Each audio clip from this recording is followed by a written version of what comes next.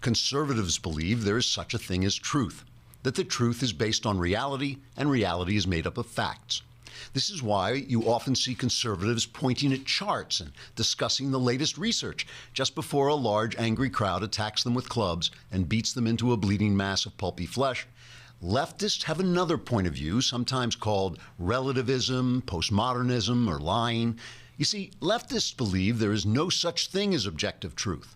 As American philosopher Richard Rorty wrote, quote, and this is a real quote, objectivity is a matter of intersubjective consensus among human beings, not of accurate representation of something non-human.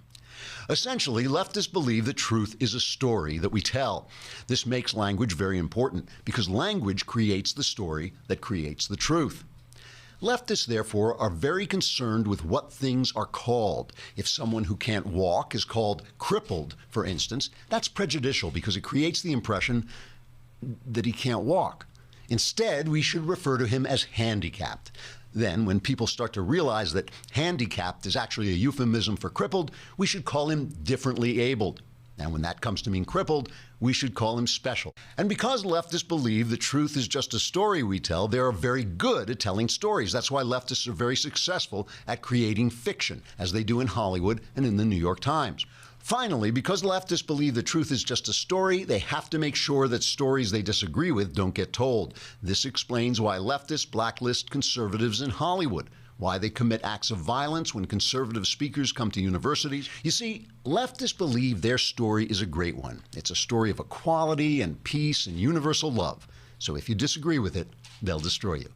Critical theory, deconstructionism, and post-culturalism taught to reinterpret history to be what it wasn't, and diligently taught that reason isn't. With reason gone, the ugliness we see around us has been consciously fostered and organized in such a way that a majority of the population is losing the cognitive ability to transmit to the next generation the ideas and methods upon which our civilization was built. In the beginning, it was a formal political conspiracy to popularize theories that were specifically designed to weaken the soul of Judeo-Christian civilization in such a way as to make people believe that adherence to universal truth was evidence of authoritarianism, and that reason itself was suspect. For the Frankfurt School scholars, the effective way to defang the oppressors is to persuade them that they are actually ignorant of good. The inflamed sensitivity induced by radicalized democratic theory finally experiences any limit as arbitrary and tyrannical. With reason gone and the rejection of the backbone of Western civilization, Christianity and the family structure, which enabled citizens to govern themselves without the need for massive government, became exposed. Their goal was the creation of a definition of authoritarianism which could be exploited to force the scientifically planned re-education of Americans and Europeans away from the principles of Judeo-Christian civilization.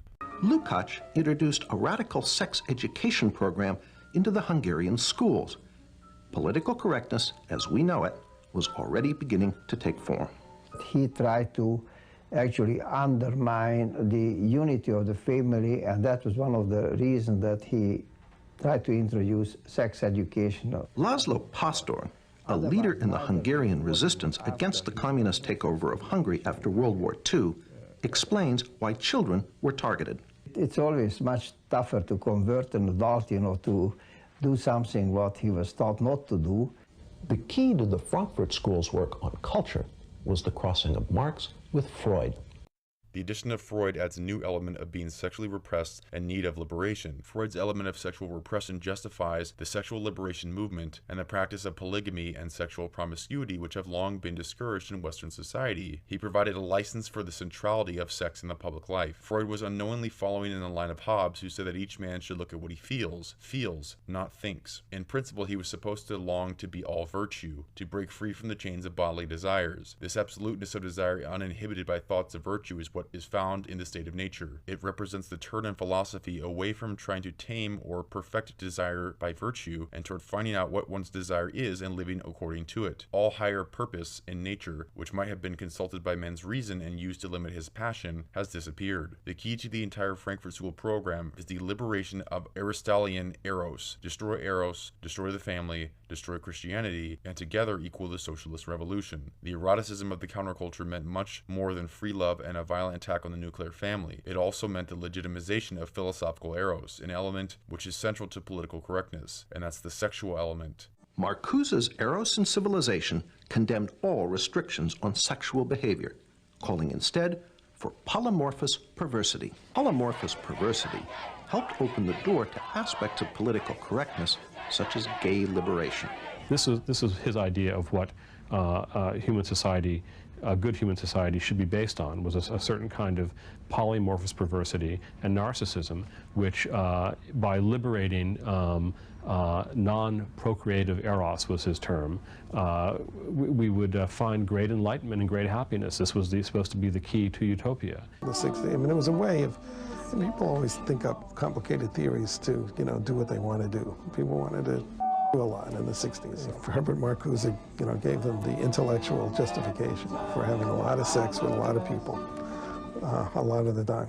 Marcuse argues that under a capitalist order, repression is the essence of that order. We can envision a future if we can only destroy this existing oppressive order in which we liberate eros, we liberate libido, in which we have a world of polymorphous perversity in which you can do your own thing. Marcuse led the way for the complete revival of the rest of the Frankfurt School theorists, reintroducing the long-forgotten Lukács. People were trained to see themselves as objects determined by their natures. The importance of the individual was replaced by the idea that the person is important because he or she is a black or a woman or homosexual. Discussion of women's civil rights was forced into being just another liberation cult, complete with bra burning and other rituals, demonstrates their complete reliance on Frankfurt School leaders and other Freudian extremists. Freedom of speech has given way to freedom of expression, in which the obscene gesture enjoys the same protected status as demonstrative discourse. All that has really happened is that reason has been knocked off its perch, is less influential and more vulnerable as it joins the crowd of less worthy claims. This popularization of life as an erotic, pessimistic ritual did not abate, but in fact deepen over the 20 years leading to today. It is the basis of the horror we see around us. The heirs of Marcuse and Adorno completely dominate the universities, teaching their students to replace reason with politically correct ritual exercises. The Frankfurt School's original 1930s survey work included the authoritarian personality, which was based on the psychoanalytic categories developed by Erich Fromm. Fromm claimed that human civilization was originally matriarchal. Later, Fromm utilized this theory to claim the support for the nuclear family was evidence of authoritarian tendencies. In Fromm's view, masculinity and femininity were not reflections of essential sexual differences, they were derived instead from differences in life functions, which were in part socially determined. Therefore, sex was a social construct.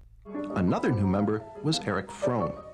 Fromm, a practicing psychoanalyst, was noted for his radical Marxist social psychology. He pioneered the concept of sexual liberation and gender politics. According to Martin Jay, in Fromm's view, masculinity and femininity were not reflections of essential sexual differences. They were derived instead from differences in life functions, which were in part socially determined. Cultural Marxists absurdly denied the biological reality of gender and race and argued that gender and race are social constructs. They believe that men and women are 100% similar. The only difference is the genital organ, and even that can be changed through surgery.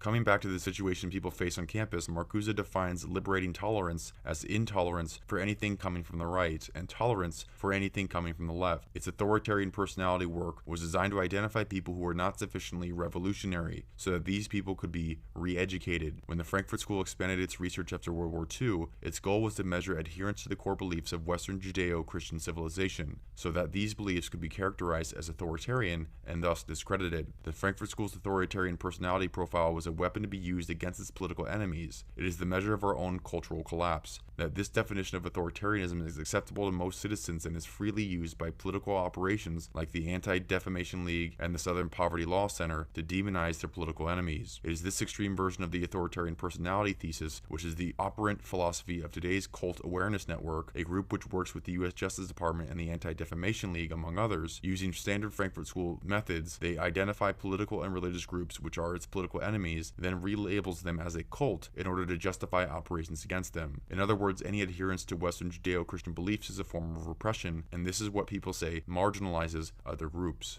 The witch hunt on today's campuses is merely the implementation of Marcuse's concept of repressive toleration, tolerance for movements from the left, but intolerance for movements from the right. The totalitarian nature of political correctness is revealed nowhere more clearly than on college campuses, many of which are now small ivy-covered North Koreas, where the student or faculty member who dares to cross any of the lines set up by the gender feminists or the homosexual rights activists or any other victim groups quickly find themselves in judicial trouble. That's a great look into the future that political correctness intends for the nation as a whole. He defined liberating tolerance as tolerance for all ideas coming from the left and intolerance as those coming from the right.